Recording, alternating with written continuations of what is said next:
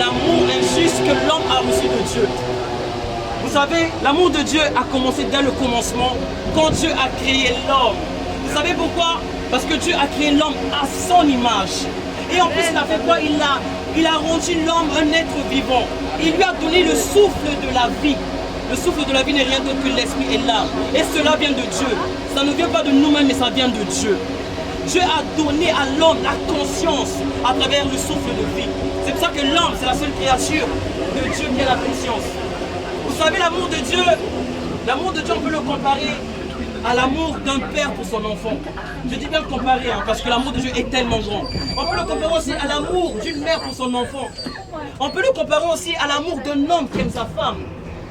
Mais la Bible, la parole de Dieu va même plus loin. Il dit que l'amour de Dieu nous garde comme la prunelle de son œil.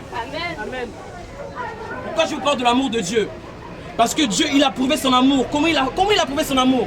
Il a prouvé son amour en envoyant son Fils unique, Jésus-Christ, à la croix pour toi et moi. Pour que toi et moi qui étions pécheurs, même quand on était des pécheurs, il n'a pas hésité d'épargner son Fils unique, Jésus-Christ. Il a envoyé son Fils à la croix afin que toi et moi, nous ayons la vie. Amen. Nous ayons la vie éternelle.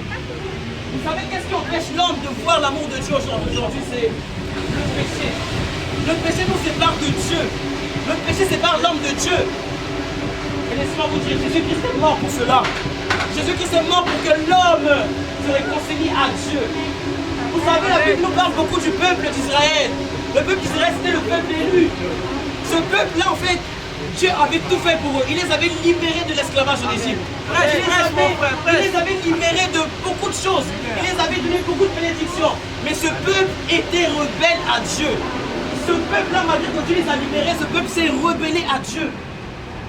Vous vous rendez compte? Dieu libère son peuple, mais le peuple se rebelle aussi à Dieu.